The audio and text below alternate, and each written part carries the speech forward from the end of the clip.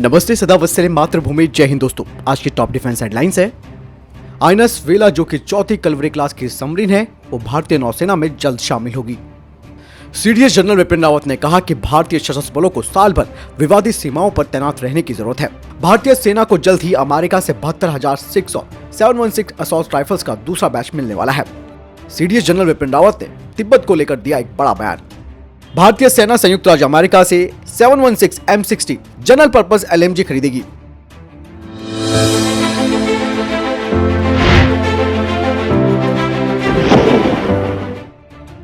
दरअसल जिस तरीके से भारत का चीन के साथ जो विवाद है वो बढ़ रहा है, उसे देखते हुए अब भारतीय सेना संयुक्त राज्य अमेरिका से 72,716 असॉल्ट राइफलों का एक और ऑर्डर देने जा रही है।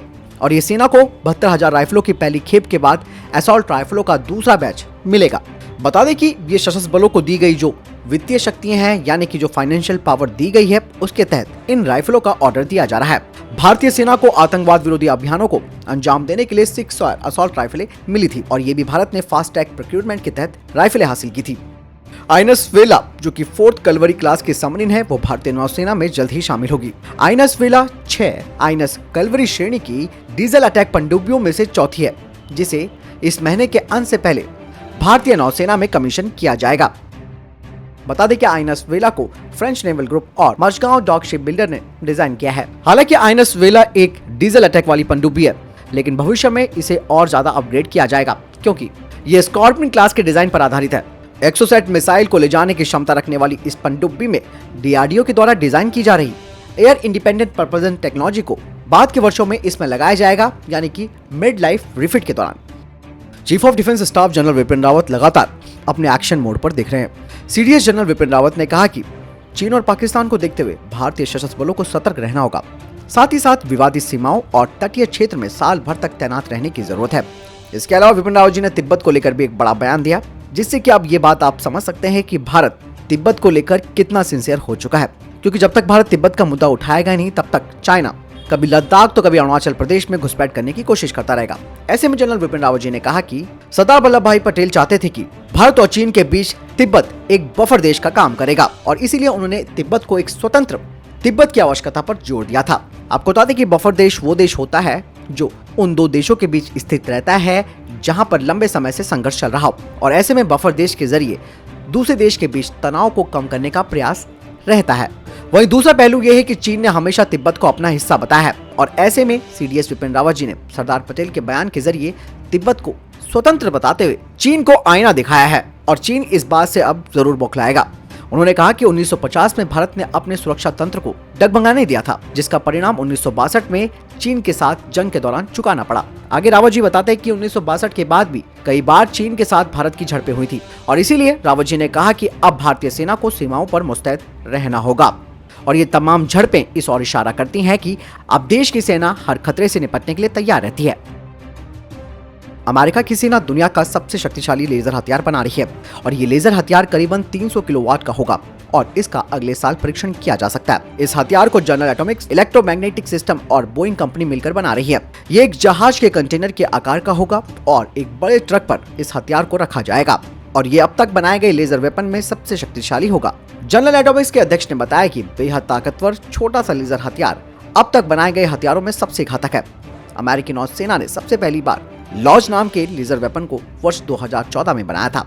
इसे यूएसएस पेंस पर तैनात किया गया था। उस समय इस हथियार की क्षमता 30 किलोवाट थी। ज्यादातर सेनाओं के लेजर हथियार 30 से लेकर 100 किलोवाट तक होते हैं।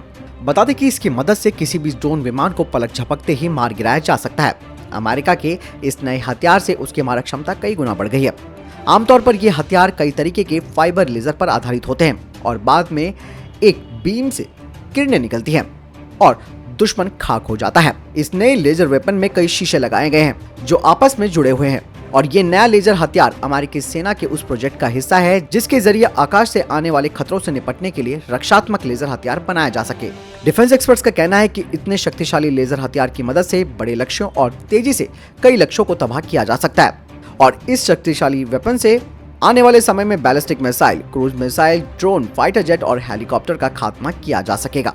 हालांकि दोस्तों, भारत भी अपने काली और दुर्गा प्रोजेक्ट पर काम कर रहा है, लेकिन हमें भी इतने शक्तिशाली लेजर हथियार की जरूरत होगी जो कि दूर तक मार करने में सक्षम हो।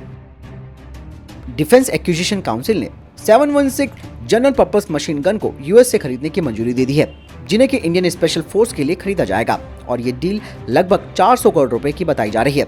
M60 general purpose machine gun 7.62 × 51 mm NATO cartridge के साथ आती है।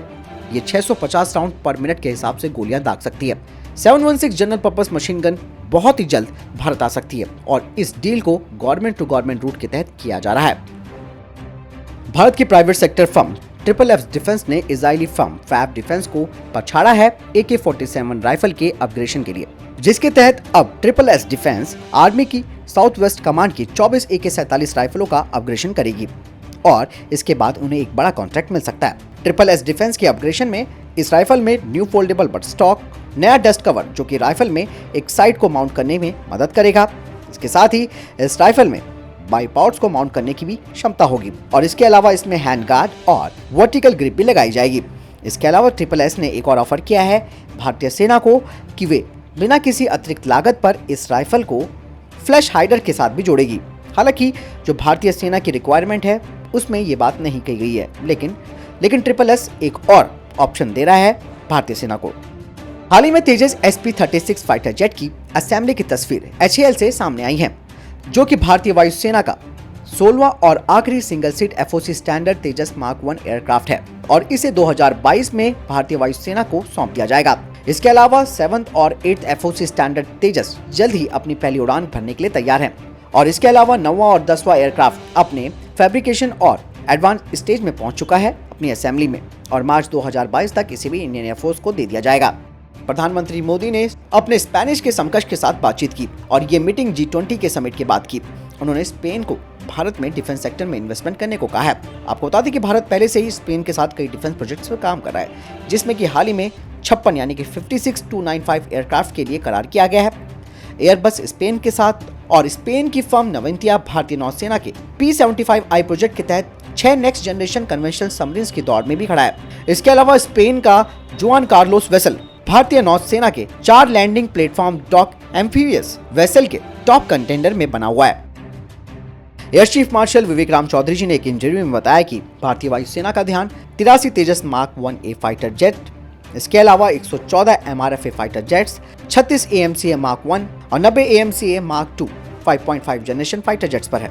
साथ ही 78 STT-40 बेसिक ट्रेनर एयरक्राफ्ट पर उनका ध्यान है। लेकिन एक बार फिर विवेक राम चौधरी ने तेजस मार्क 2 का जिक्र तक नहीं किया। आगे उन्होंने कहा कि भारतीय वायुसेना जल्द ही स्वार्म ड्रोन्स का अधिग्रहण कर सकती है और इसके लिए बातचीत चल रही है। इसके अलावा भारतीय वायुसेना अनमैन्ड कॉम्बैट व्हीकल्स और आर्म्ड UAV भी खरीदेगी। AMCA पर बात करते हुए उन्होंने कहा कि भारतीय वायुसेना और DRDO ने अगस्त 2020 में AMCA के लिए समीक्षा की थी, जिसके तहत इस साल के अंत तक यानी कि दिसंबर तक AMCA का क्रिटिकल डिजाइन रिव्यू हो जाएगा और इसके बाद AMCA के नेक्स्ट जनरेशन टेक्नोलॉजी डेमोस्ट्रेटर पर काम आगे बढ़ेगा।